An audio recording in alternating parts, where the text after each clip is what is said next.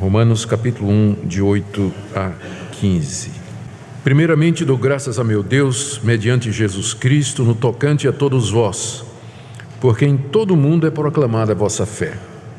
Porque Deus, a quem sirvo em meu espírito, no evangelho de seu Filho, é minha testemunha de como incessantemente faço menção de vós em todas as minhas orações, suplicando que, em algum tempo, pela vontade de Deus, se me ofereça boa ocasião de visitar-vos. Porque muito desejo ver-vos, a fim de repartir convosco algum dom espiritual, para que sejais confirmados, isto é, para que em vossa companhia, reciprocamente, nos confortemos por intermédio da fé mútua, vossa e minha. Porque não quero, irmãos, que ignoreis que muitas vezes me propus ir ter convosco, no que tenho sido até agora impedido, para conseguir igualmente entre vós algum fruto, como também entre os outros gentios. Pois sou devedor, tanto a gregos como a bárbaros, tanto a sábios como a ignorantes. Por isso, quanto está em mim, estou pronto a anunciar o Evangelho também a vós outros em Roma. Até aqui a leitura da Palavra de Deus. Vamos orar, pedir que o nosso Deus nos oriente na compreensão da sua Palavra. Senhor, nós queremos pedir que Teu bendito Espírito Santo aplique a Tua Palavra aos nossos corações.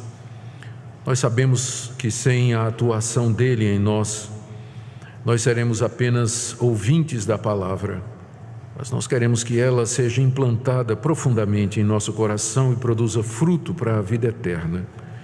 Oramos por transformação, renovação, iluminação, compreensão, conforto.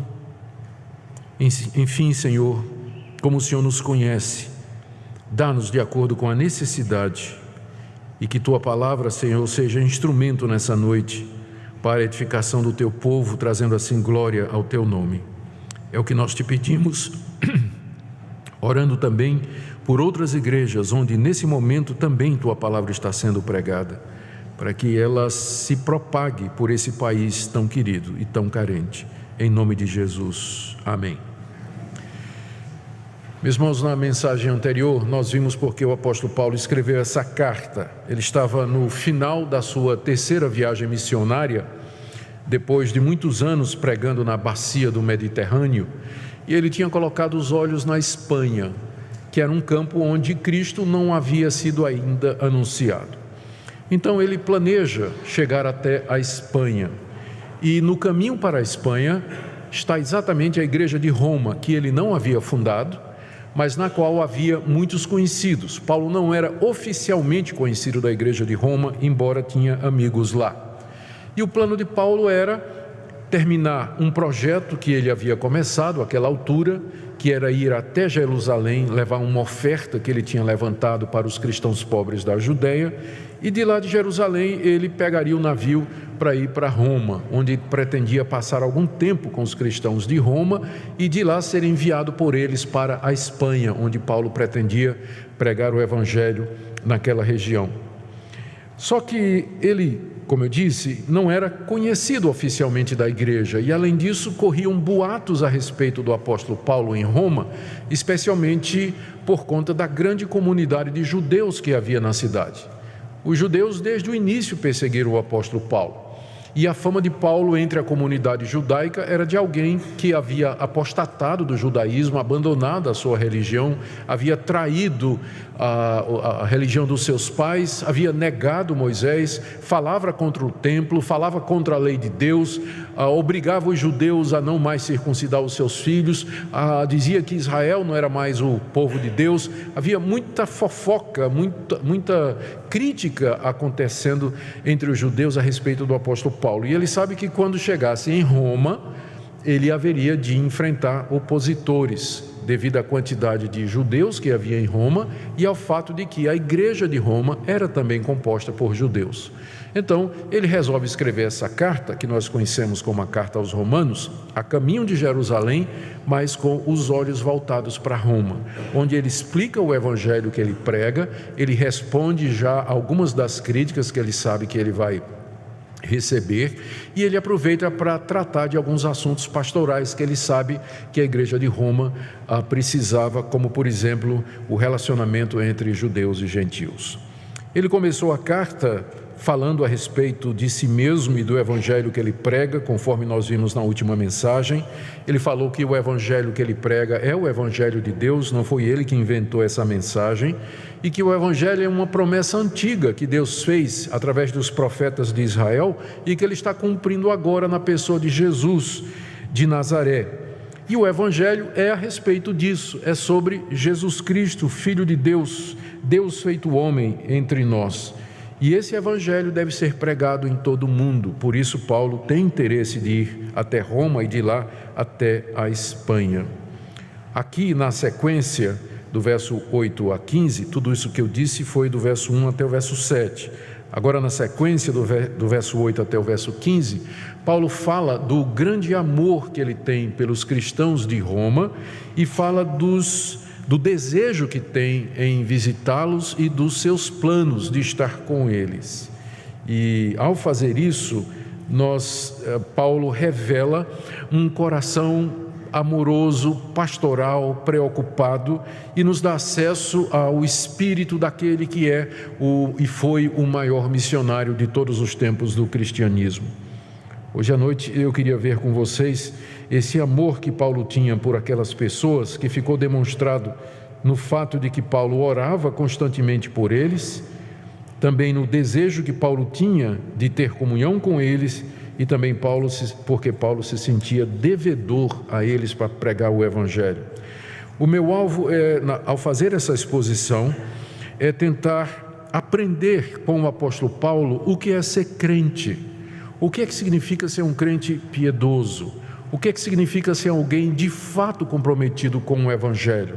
Aqui nessa passagem, o apóstolo Paulo abre a janela do seu coração, descortina o seu interior, e nós podemos ver como é o coração de um homem temente a Deus, alguém completamente comprometido com o evangelho de Jesus.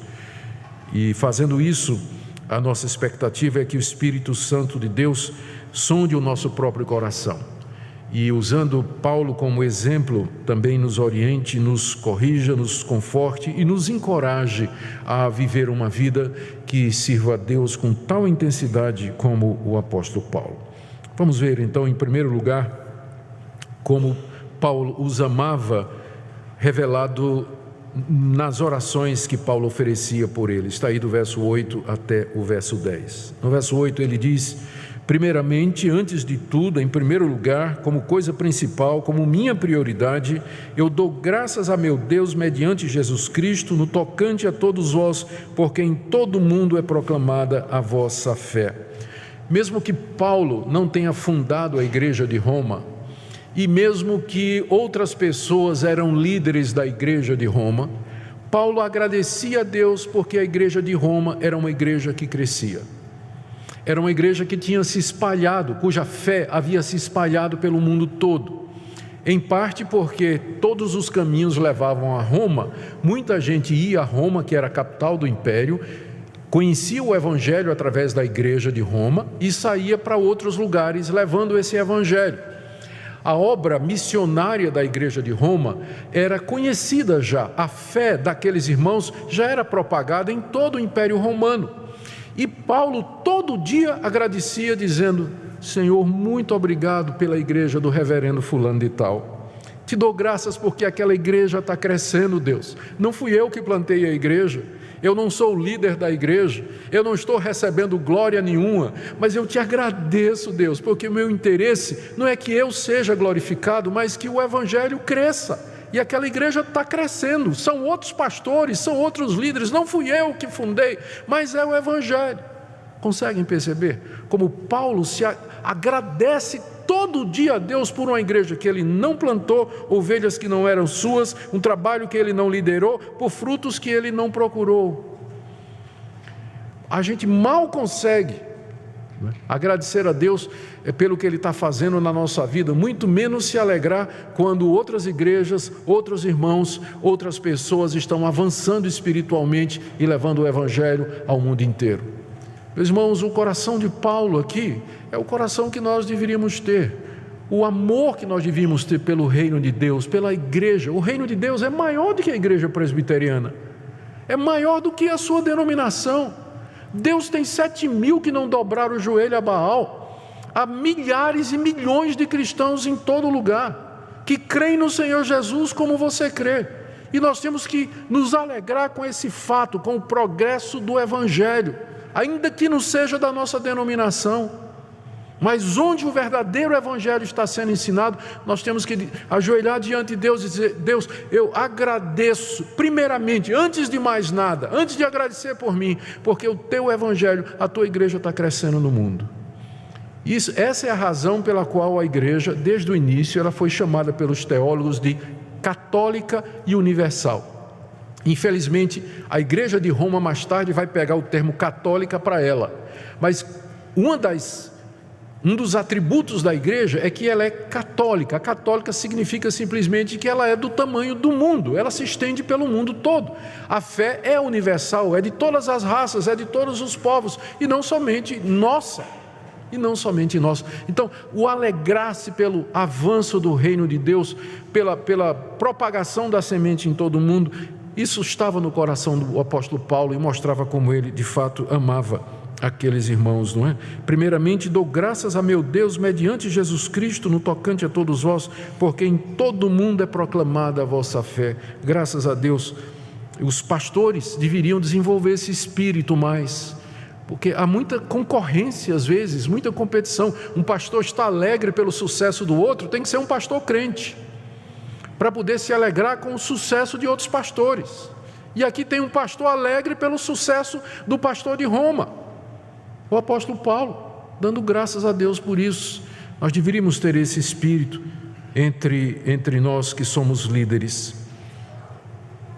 Paulo coloca isso como prioridade, já falei. E note que ele diz que ele dá graças ao seu Deus, o que revela essa intimidade, esse intenso envolvimento pessoal com Deus. O relacionamento de Deus com Paulo não era com a divindade distante. Ele pode se referir a Deus e dizer: é o meu Deus. E essa expressãozinha curta traz um mundo de significado, revela essa relação pessoal intensa do apóstolo Paulo, a ponto dele dizer: é o meu Deus com quem eu tenho esse relacionamento. E ele diz também no verso 8 que essa ação de graças é mediante Jesus Cristo, porque é somente através de Jesus Cristo que nós podemos chamar Deus de nosso. Senão ele não é o nosso Deus, senão ele é o Deus criador do universo, juiz universal de todos, e que haverá de nos julgar pela sua santa lei. Mas mediante Jesus Cristo eu posso dizer: ele é o meu Deus, com quem eu tenho um relacionamento pessoal constante, diário e profundo. Uma ironia: Paulo está agradecendo porque a fé da igreja de Roma é proclamada em todo o mundo. Se Paulo fosse escrever uma carta aos romanos hoje, ele escreveria uma carta contra os romanos, e não aos romanos, não é? Mas contra os romanos. Infelizmente, através da história, a igreja de Roma, elogiada aqui, ela se desviou dos caminhos de Deus, especialmente durante a Idade Média. Deu origem a uma religião que se propõe cristã, mas que pouco preserva do cristianismo original, como Paulo defende aqui nessa carta. Pouco hoje apresenta desse cristianismo original, carecendo de uma reforma que já aconteceu no século XVI e de mais outras.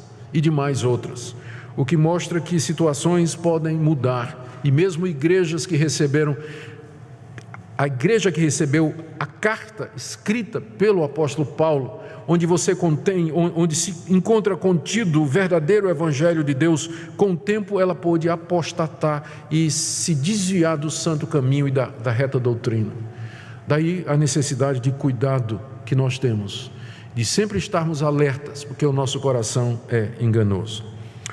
Paulo amava aqueles irmãos, orava por eles, agradecia por eles e intercedia por eles. Verso 9: Deus, a quem eu sirvo em meu espírito, no evangelho de seu Filho, é minha testemunha de como incessantemente faço menção de vós. Aqui já é demais, não é?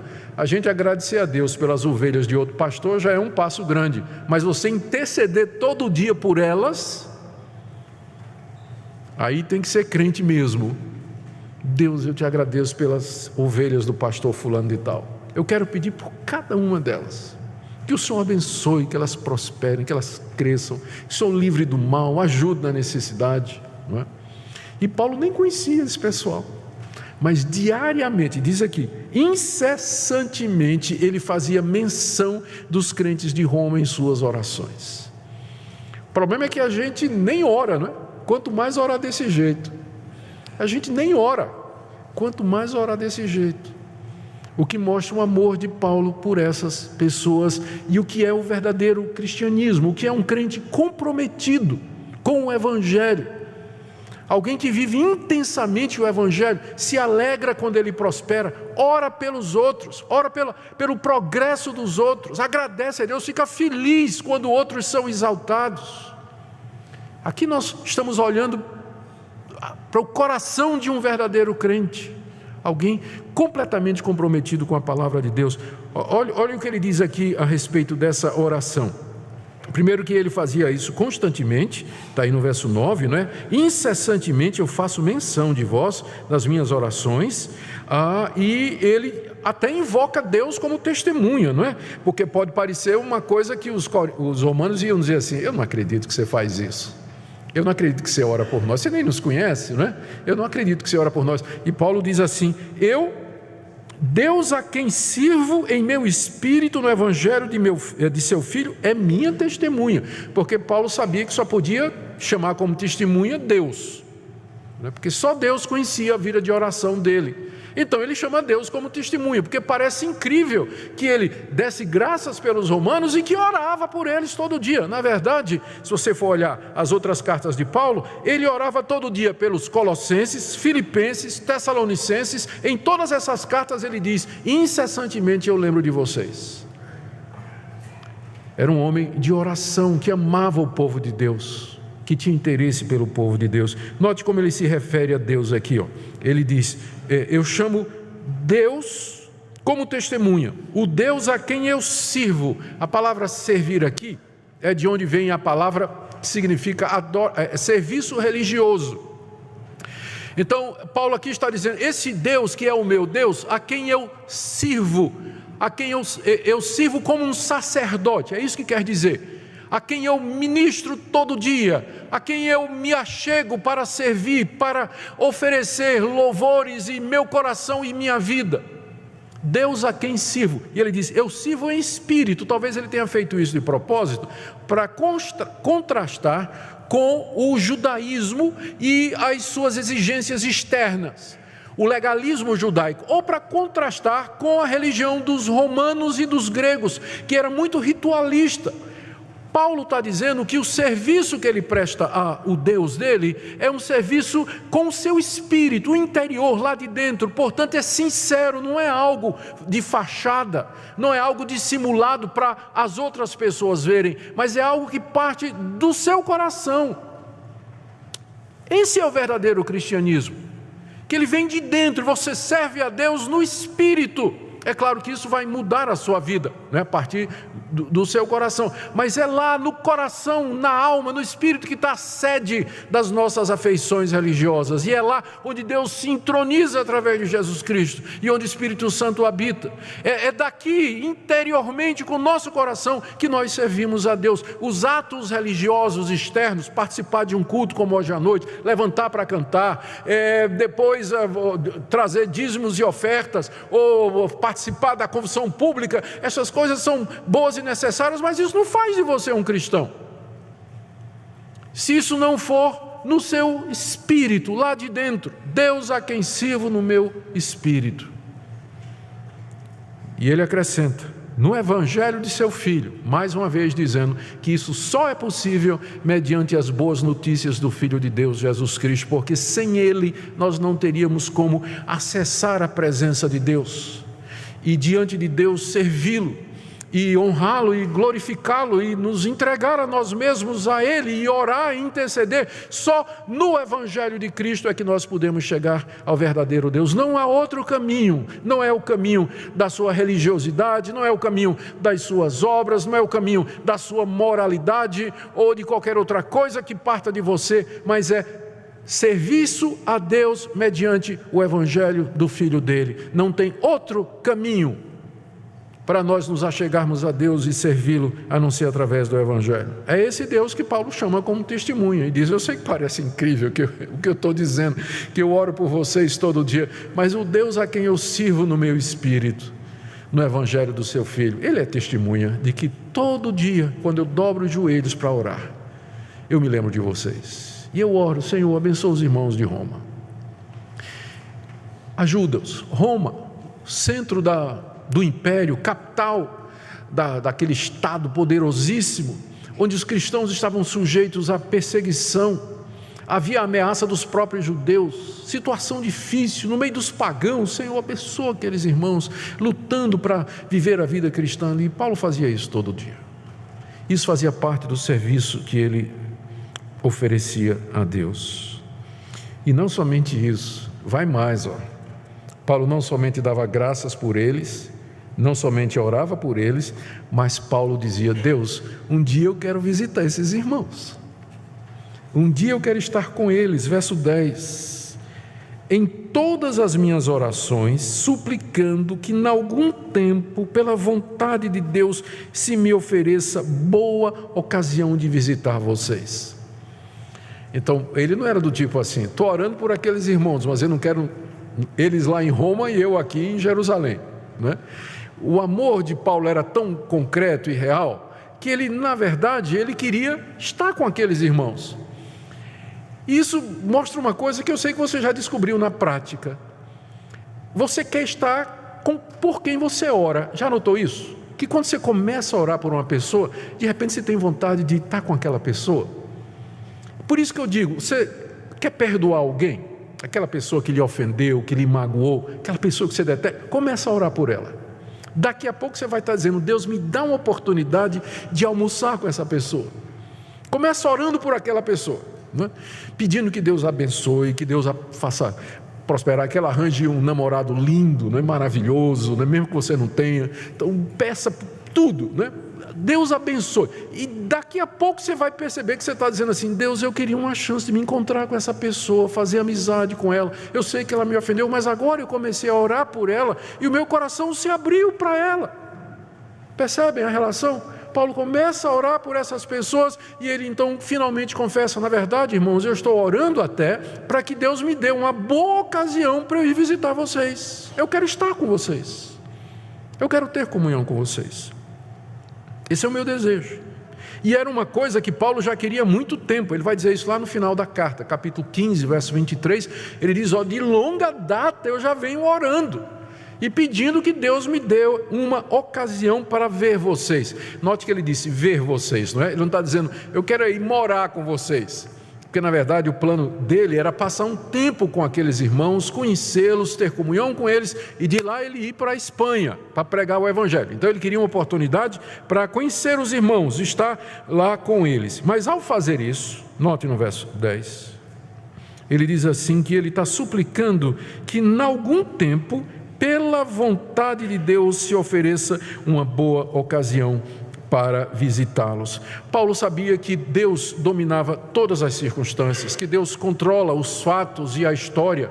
Por isso que mesmo que ele tenha desejo de ir a Roma, ele sabe que isso vai depender da vontade de Deus. Por isso que ao orar, ele diz: Deus, se for da tua vontade, ou quando for da tua vontade, abre uma ocasião para que eu possa visitar aqueles irmãos. E nós estamos falando aqui de um homem de fé, de um homem que se via Deus no Espírito, de um homem que tinha acesso à presença de Deus, um homem comprometido com Deus e que conhecia a Deus intimamente. Ainda assim, ele não se sente tão confiante a ponto de dizer assim: eu decreto que amanhã eu vou para Roma, eu declaro isso.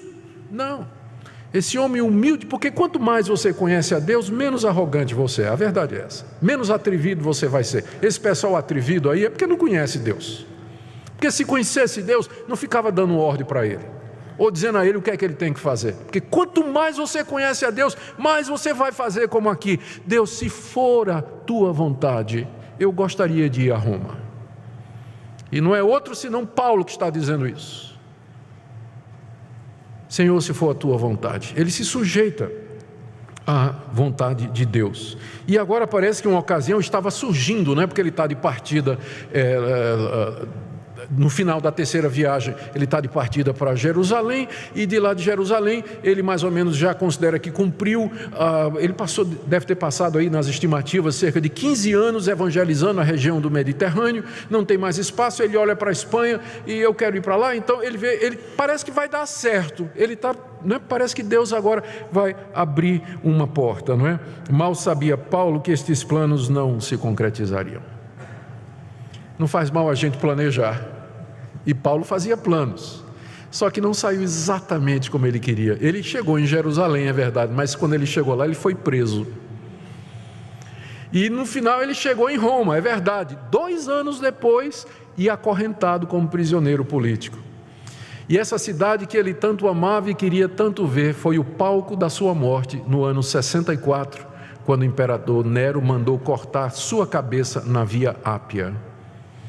Os planos nem sempre são como a gente quer, não custa fazê-los e dizer, Deus, se for a tua vontade. Era que Paulo fosse a Roma, mas não era exatamente como Paulo queria. Não era exatamente como Paulo queria. Aqui vemos, queridos, esse amor de Paulo por estes irmãos, cuja maioria ele não conhecia, de uma igreja que ele não fundou e com quem ele queria, de fato, ter um tempo e conhecê-los. Então, é dessa forma, em primeiro lugar, que Paulo mostra o amor dele para com aqueles irmãos. Mas é mais, Eu disse que Paulo desejava ter comunhão com eles. Versos 11 a 13. Ele diz no verso 11 que queria estar com eles e ministrar para eles. Verso 11, muito desejo ver-vos, a fim de repartir convosco algum dom espiritual, a fim de que sejais confirmados. Ou seja, eu queria ver vocês e, estando aí com vocês, oferecer a vocês aquilo que Deus me deu. Eu sou um mestre da palavra, eu sou um apóstolo, um pregador, e eu queria confirmar a fé de vocês. Vocês já são cristãos, vocês já aprenderam o evangelho, mas Deus me deu dons, Deus me deu habilidades, e eu quero usá-las para abençoar a vida de vocês. E logo em seguida, para os romanos não pensarem que Paulo assim é alguém que está dizendo, olha, eu vou aí abençoar vocês, eu vou ensinar e vocês vão aprender. Em seguida ele diz, no verso 12, isso ele se explica, para que em vossa companhia reciprocamente nos confortemos por intermédio da fé mútua, vossa e minha. Então ele já corrige para não dar uma má impressão. Não é assim, eu quero ir aí porque eu quero pregar para vocês, porque eu vou ensinar e vocês vão aprender. Diz, não, na verdade, eu quero ir aí para que nós nos confortemos mutuamente. Primeiro, vocês observando a minha fé, observando os dons que Deus me deu, eu posso ministrar a palavra a vocês, e eu me sentindo encorajado com a fé que vocês têm, me sentindo animado, disposto a continuar, vendo a obra de Deus no meio de vocês. Ou seja, Paulo não era, apesar de ele ter chegado àquela estatura, ele nunca se via como tendo chegado a um ponto em que ele não podia ser ministrado por outra pessoa. Nós nunca chegaremos a um ponto em que nós não precisamos ser ministrados por outras pessoas, abençoados por outras pessoas. E não existe alguém tão pobre de dons espiritualmente que não tem alguma coisa para dar a outro. Sempre alguém pode se beneficiar da sua presença, da comunhão contigo, passando um tempo com você. Nessa comunhão, Paulo queria fortalecer aqueles irmãos e ele mesmo ser fortalecido para pregar o evangelho em todo mundo. Ele ansiava pela comunhão dos irmãos. Eu não entendo como ainda tem desigrejado. Você sabe o que é o desigrejado, Alguém que quer ser crente, mas não quer igreja. Paulo queria igreja. Se tinha alguém que podia ser desigrejado, era Paulo, porque o relacionamento com Deus era tão profundo. Mas ele queria ir para Roma, para ter comunhão com aqueles irmãos que ele nem conhecia. Queria participar da vida comunal com eles, ministrar e ser ministrado. confortar e ser confortado.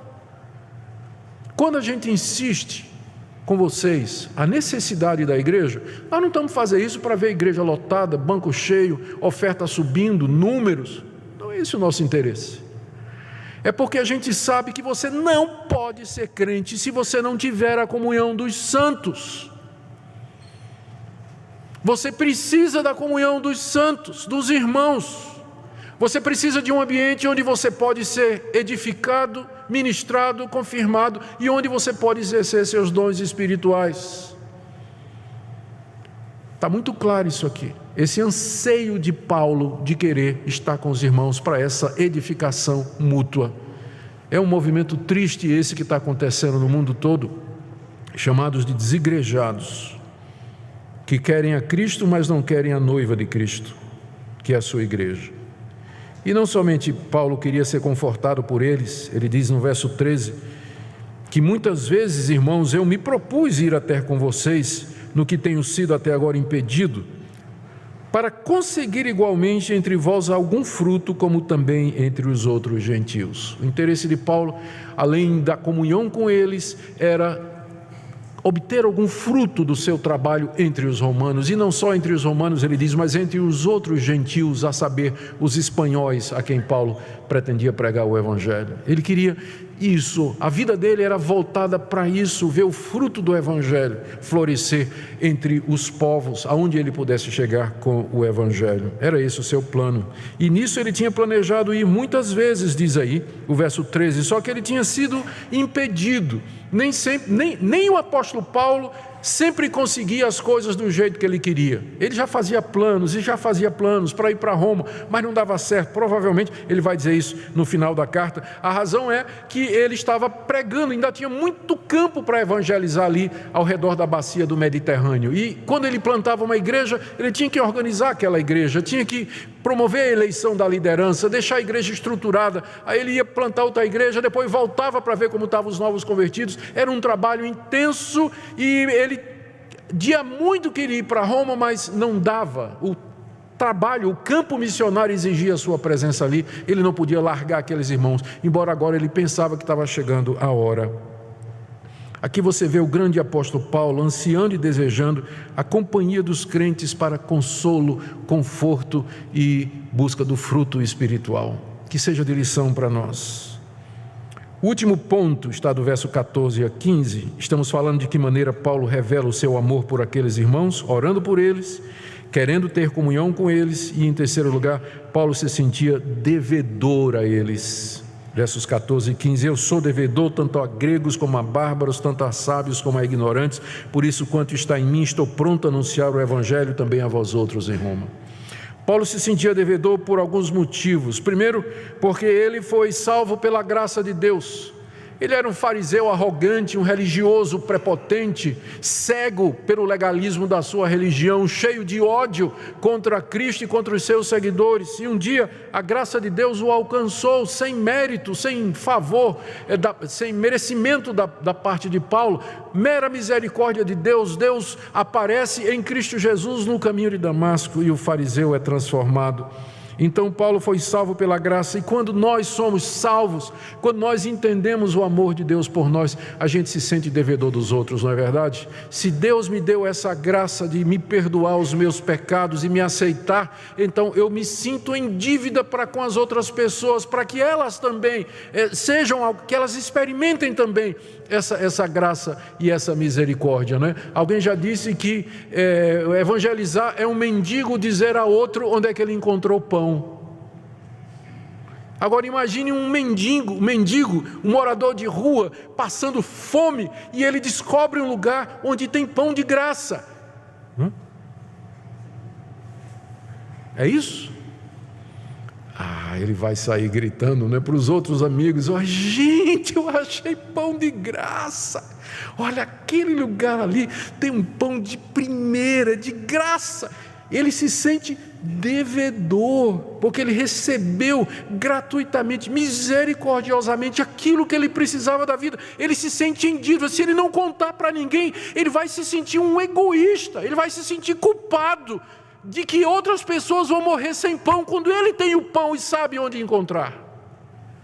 Por isso Paulo diz: eu sou devedor, porque a graça do Evangelho me alcançou. Eu não posso ser outra coisa, eu não posso sentir outra coisa, porque eu recebi o perdão de pecados. E ele diz então que por isso, né, ele se sente devedor a gregos e a bárbaros. Aqui só uma curiosidade: a palavra bárbaros tem origem, como é o nome daquela figura de linguagem? Por exemplo, clique, tem um nomezinho, né? É que a gente dá uma palavra a partir do som, é onomatopeia. Então, clique, não tem a palavra clique, mas porque faz aquele barulho, clique, a gente criou o verbo clicar, né? Clicar. Os gregos se julgavam superintelectuais, a nata do universo, a raça nobre, isso a partir dos esforços de Alexandre o Grande, com a expansão da helenização cerca de 250 anos antes de Cristo, que dominou todo o império até que os romanos tomaram conta. Mas os gregos se achavam superior, e grego era a língua falada por todo mundo, era a língua dos educados. Quando vinha uma pessoa de outra nação que não falava grego, os gregos escutavam ele dizendo bárbaro. Daí criaram a palavra bárbaro. Bárbaro era quem não falava grego e era considerado ignorante, e entrou para a nossa língua exatamente por isso, né? Fulano é um bárbaro, né? Quer dizer, um rude, um ignorante, exatamente do bárbaro, porque o grego não né? Ele não entendia, né, o que é que esses povos falavam, e então chamava de bárbaros, né? Gente que não fala grego, portanto ignorante, né? Gentinha, né? Não fala grego. Paulo então está usando o idioma da época, está usando uma palavra que era muito conhecida na época. Ele diz: eu sou devedor tanto a gregos quanto aos não gregos, aos bárbaros, estes que os gregos menosprezam. Porque para Paulo não tem diferença, todos pecaram e carecem da glória de Deus. A prova do que eu estou dizendo é que em seguida ele fala tanto a sábios, que são os gregos, como a ignorantes, que são os bárbaros. Então ele diz: eu sou devedor à humanidade toda. Por quê? Porque não há um justo, não há um sequer. Todos pecaram e carecem da glória de Deus. E só no Evangelho de Jesus Cristo, gregos e bárbaros podem encontrar a salvação. Então eu me sinto devedor, não é a um ou dois não, aos meus amigos. Eu me sinto devedor a cada pessoa que mora nesse mundo. Me sinto devedor, porque eles estão perdidos, e eu sei onde tem pão, eu sei onde encontrar perdão, eu sei onde há graça e misericórdia.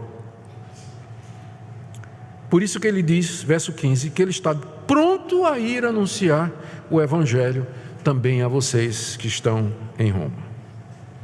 Queridos, o que é que nós podemos aprender aqui? Deixa eu tentar fazer um resumo aqui de alguns pontos, e depois eu quero trazer algumas aplicações práticas para nós. Primeiro, a gente não cansa de se maravilhar com o poder do Evangelho.